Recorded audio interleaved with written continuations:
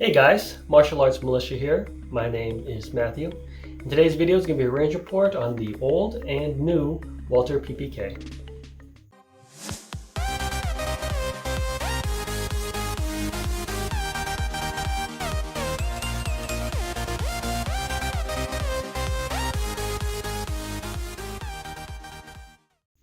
Now I do have to apologize for how long this video has taken to appear.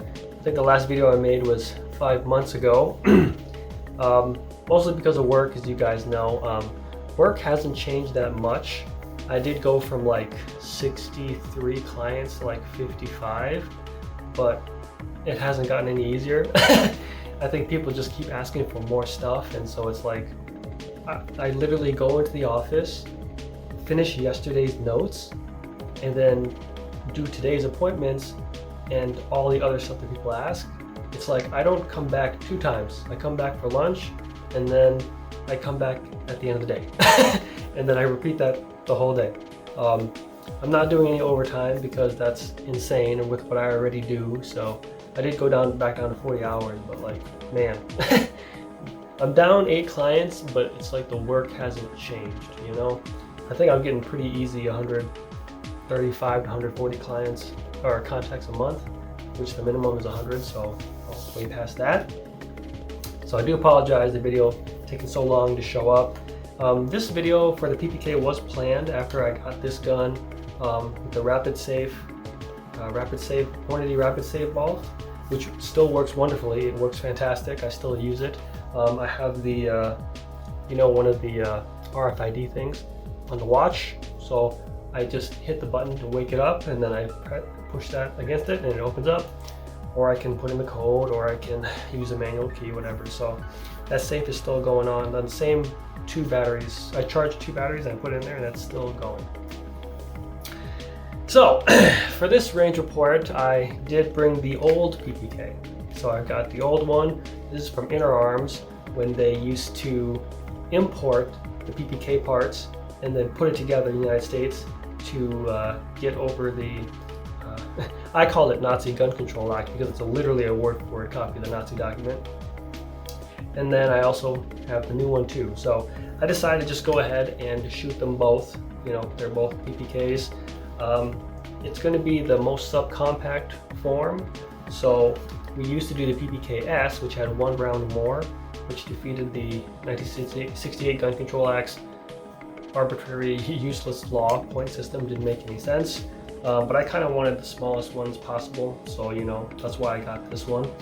And the reason we see this here in the United States is because now they're given to, they used to be done by Smith & Wesson, and they might still be, but it goes to Fort Smith, Arkansas. So Walther just brings in the PPK parts, and same thing like Inner Arms, we put it together here. So then it doesn't have to deal with that 1968 gun control business. So for the range, I had 2 types of ammunition. I had the American Eagle 95 grain 380 ACP. I also had Fiocchi Train Dynamic 95 grain 380 ACP. I don't have the box for them. They were in loose bags, so that's where I shot them. I put about 105 rounds through both guns. Okay, so it had about 50 of the American Eagle, and then it got 55 of the Fiocchi. So both guns went through that. Shot it at 7 yards. You know how it is. Mean average distance of lethal confrontation. So that's where I shot it at. As far as the target, this is what it looks like here. So I'll put a close-up here, but I basically just shot at the center just because I think we all know that the Walther PPKs have a very undesirable double action trigger, and that's absolutely true. I also just ran like a 10K in the same day in the morning. So I woke up at about 6, maybe like 5:55 a.m. and then I did my training, my plyometric training. I do that Tuesday, Thursday, Saturday. Well, that's it. Sunday's just roughing. But I was doing a lot of 5Ks, Tuesdays, Thursdays, and Saturdays. And today I just decided to do a 10K. I'm like, screw it, let's do a 10K. So I did that. It took me about 51 minutes. My pace was 8 minutes and 20 seconds per mile. And so with expecting to be tired, I just decided just do mostly single action shots. Now that does look pretty good for for single action, or for not shooting in 5 months. And I do attribute that to my training program. You know, I took it very seriously. You know, I made a workout program, I followed it, I changed things out, which worked, which didn't work, and I kept on that for 5 months. I was doing 5Ks the whole time. I ran a 5K actually for a hospital. I don't know if I can say the hospital name because I think it's mostly a Midwestern hospital, but I ran it for them. They had a 5K and a 10K. I did the 5K, and it was my best time. It was 7:30, so 7 minutes and 30 seconds per mile. I did that, and that's one of the reasons why I moved into 10K, was because I cannot pace myself. Either I'm too relaxed and then I try to sprint at the end, or I use up all my energy and I have nothing at the end. So with this 10K, I just like said, okay, I'm gonna chill out. Just chill out and take it real easy. And I went through the whole thing, and it was really nice. And I didn't feel like I had too much energy left. I might have, but I didn't want to push it, you know. So yeah, I think that's a pretty good performance. 210 shots. And again, I would just say that I mean, first of all, as a martial artist, I should have been shooting more often than I am training. But I'm just saying that you cannot skip out on either one. I think I've talked about it before, you know. You can't just shoot all the time and then don't train and don't eat well. You know, you could be better if you did those things. You also can't train all the time and never shoot and do well as well. Yeah, that's okay, but you know, if I was shooting the whole time, plus my diet and exercise, I feel like those shots would have been a lot better. So truly, as they say, you know, the mind and the body are one. You got to train them both. You can't skip out on it, you know. Now, I did shoot some double action through the guns, and they were not pleasant in any way, shape, or form. It was quite slightly painful, I would say. I will say that the old PPK's double action trigger was worse. I think it's worse than this one, so if you really want to shoot double action, then I would stay with the new one. There are about 18 shots double action, well, total. So it's 9 shots per gun. So, you know, there would have been 2 double action shots on the American Eagle, and then 7 on the Fiocchi. Training dynamics. And those shots, I'll show you right here, I put them on the head. So I try to put them on the head anyways. So I'll put a close-up here for you guys, but I try to put the shots on the head, and I would say that the old PPK actually is more accurate, but not precise, because it hit the head, but it wasn't, you know, all the bullets weren't all together. And then the new PPK was precise because the bullets are all together, but it's not accurate. It's like to the top right of the target's head, you know. Now, in regards to the guns themselves, you know, how do they perform? They are pretty similar to each other, but there is some pretty key differences. I would say the first is going to be the trigger. So the trigger on the old PPK is serrated, so it's kind of got these serrations in the trigger, kind of holds onto your finger. I thought it was kind of annoying, a little too aggressive, but given that most of the headshots and double action were from the old PPK, I'm going to guess it's because of that serrated trigger keeping my finger in the exact same place, so it's not moving any way to, you know, lean the gun in direction. The new PPK has a smooth trigger, so, you know, very comfortable, but then of course all those headshots went mostly to the top left. So again, it's comfortable, but maybe, you know, because there's no serration to keep my finger in place, it allowed the gun to turn, you know, any which way direction. Now the single action for these firearms, I would say that they are similar or little to no difference. If you check out the take-up, I think on the old PPK is a little bit less. So I feel like there's a little bit less take-up on the old PPK, and there's just a little bit more on the new one. You know, but at the end of the day, I'm sure we could figure that that's not a big deal, unless that is a big deal to you. I just noticed that. And as I said before, the double action is horrible on the old PPK. I mean, it's, with the weight aside, which I assume is like 15 pounds, it's just not a good double action trigger, even on the new one, although it's more smoother pull. So if I can put myself to some torture right here, you know, I agree that the trigger is the serrated trigger keeps my finger on point, so it's not going to go anywhere. I agree with that. But then when you try to pull through, I mean, woo, that is heavy. Now with the smooth trigger, it's more comfortable, and I think it does kind of it's a little bit easier as well to pull through. On the new PPK, oh yeah, it's like you know, the pull through is not nearly as rough and rigid as it is on the old PPK. So those are the differences between the double actions. Now, the next thing to talk about is the beaver tail. So we have an extended beaver tail on the new PPK, and we have a normal beaver tail on the old one. And I have to show you this wonderful, I believe they call it Walther slide bite, right there.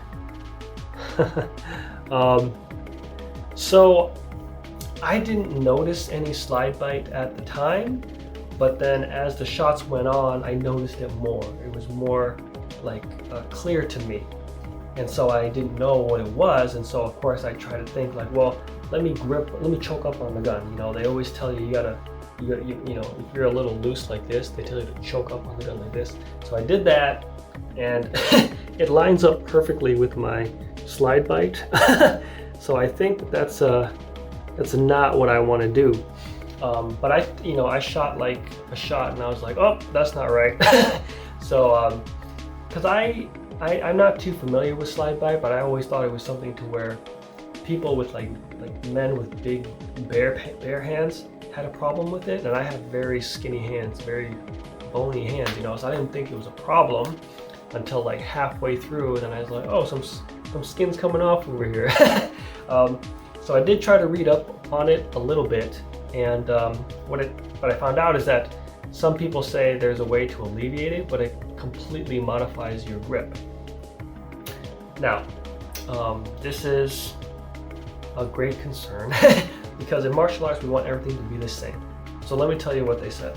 So in the article, they're saying that most people will grip the gun probably like what I did, and what most masters teach is like this, you know, it's just like that. That's the way you're supposed to do it.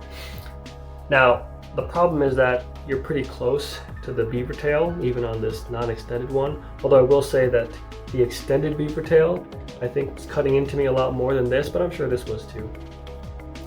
But that's people's normal reaction, okay? But the article is saying what you have to do is have your thumb come down to your middle finger, and that puts you away from a little bit from the beaver tail, which it does. You can see that here, right? It's a lot lower than if I was up here. Maybe more obvious with the new PPK. If I'm in regular combat position, you see how that lines up perfectly with my slide bite, but then if I come down to the middle finger, there's some leeway, so it's not as close to that beaver tail. Now, even if that worked, and I get the feeling that it would, it completely changes my martial arts training, okay? Because my master was always clear on the parallel thumbs, right? You always grab the gun, second hand over, thumbs under, right? Always like that. And I don't deny that the article is correct. I'm in perfect position for slide bite, but if I was going to keep this gun, what does that mean? This has a whole different approach to their martial arts than every other gun, right? My service weapon, Smith & Wesson 5904. It's going to match my training, no problem, no danger of slide bite, right? Or the Taurus M380. Another example, gun over, thumbs over, and, well, I mean, no slide bite, right? Smith Bodyguard, a favorite, right? Because I do so well with this. And hands over, thumb out. Once again, no danger slide bite. So the question is, why does the Walther PPK have to completely change my martial arts training? You know, I find that to be incredibly concerning. Although I would be very interested to try it out to see if it works, because I think it would. But once again, I had to change my entire martial arts training for one gun. That reminds me of the Smith & Wessons. You know, they had the new ones where they had like, I don't know, space material, and you had to use a certain type of ammo, bullet weight ammunition. Ridiculous. Your martial arts should not have to depend on a certain way to function appropriately, or at least mainstream like all the other martial arts. You know, that's a pretty big concern. But that's what I noticed for the beaver tail, is that I guess if you really have to have James Bond's gun, then you're going to have to grip it a completely different way than you would any other gun. So, how much do you want it? Well, only you can answer that. Now, another aspect I want to talk about is the reliability. So, the Walther PPK new comes with these very nice stainless steel magazines. Very nice polished magazines. Ooh, pretty, you know? Now, I don't know if this is because I have the stainless model. If I had the one in black, maybe it wouldn't be like that, but I'm going to guess that it is. So clearly it's very nicely well polished and looks pretty, okay? Now, my old PPK from Inner Arms comes with these kind of matte gray. Kind of boring matte gray, and it's okay. I mean, it's, you know, for fighting, it doesn't matter. So that's their magazines, okay? Now, with reliability, I noticed that the old PPK took both magazines, all of them, no problem. Only near the end, maybe like 80, 90 shots, it would fail to feed. Once or twice, not a big deal. I mean, who shoots this thing 100 times anyways, you know? The new PPK had a different experience. It never liked the old PPK magazines. It was having failures to feed and inject almost from the get-go, right away, around 20, 30 rounds. I didn't like it to start with. Okay, and it only got worse as I got down to like 90, 100. So, in terms of reliability, I think that the new PPK, maybe the reason why they polish their magazines, because they need something this nice to function well. If we try to put an old one there, which would have been fine maybe for the first 5 magazines. After that, you know, then it really started a struggle bus. So I think the old PPK is probably going to do really well with the old and the new magazines, and only after getting really dirty, after like 80, 90 rounds, then you start to see some feeding and reliability issues. So, the big question here is this gun going to replace the Bodyguard? So the Bodyguard right now is kind of my main #1 fighting gun for 380 ACP. There's no fear of slide bite. It's also got a laser, so I want to flash you guys here. Woo! Got a nice laser, solid, flashing. You know, I mean, it's just, and I've done the range report for this guy. He's pretty good, you know, very good. It's very hard to lose his spot. I think he's pretty good at #1. So, I mean, if the PPK was going to overcome this gun to lose its position, it would have to overcome slide bite, which comes at me having to modify my martial arts, which is not a good possibility, I would say. In regards to the 2 PPKs, you know, which one would I keep, the old or the new? For me, I'm gonna go with the old. If I had to sell one, I could only keep one, I would keep this one. And the reason why is that magazine reliability. It's not finicky with the old and the new. It's gonna do just fine. It is more accurate with the headshots, even though I don't like the serrated trigger. Clearly it helped me make the headshots. I'm gonna have to just get over that and train that. And then of course, you know, it's a vintage. They don't make it this anymore. I mean, it is pretty similar to the new one, other than the take-up being a little bit less. Whether it's a difference or not, I'm not 100% sure, but you know, I don't know. I just really like the old one, and so of course I don't know if I'm gonna keep it, but if I had to choose between the 2, I would go with the old one. And then the next thing too is that I was if this failed, if this was a really bad range report, I would have just sold the PPKs and got the Beretta 85FS Cheetah, mostly because that has an ambi decocker. If you'll notice that this is only left side. This is for right-handed people. So when I decock the gun, right, I'd have to just turn it like this, which is not a big deal, right? Because I wouldn't go into combat. I wouldn't go to combat without the decocker, right? I wouldn't go to combat like this, right?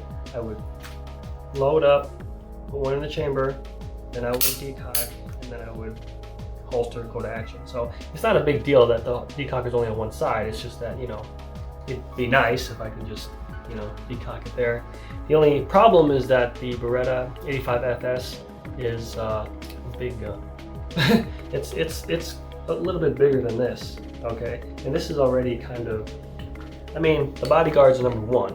We know that. The bodyguard's number one, but, you know, the bodyguard's always going to be smaller.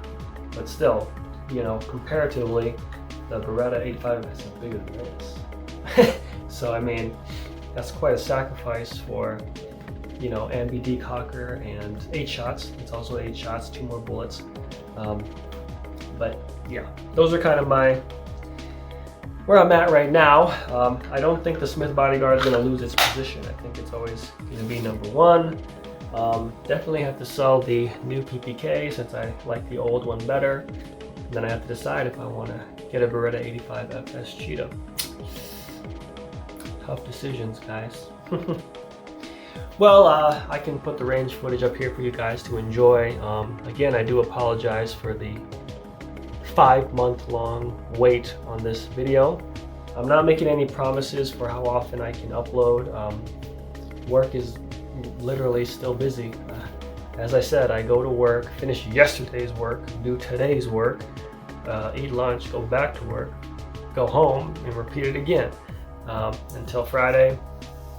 And then Saturday and the weekend, I usually hang out with my parents, my dad and my stepmom, and we pretty much hang out the whole day.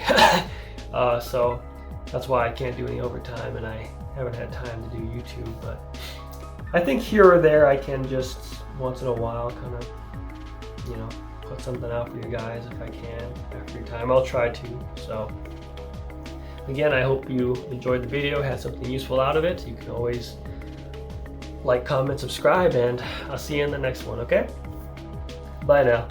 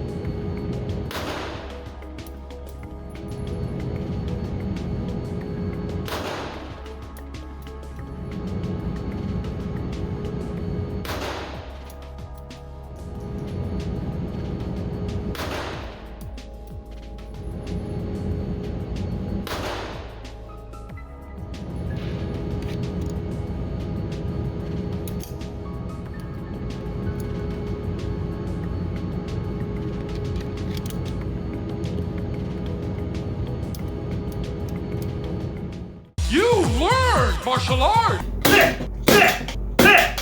Martial arts, good!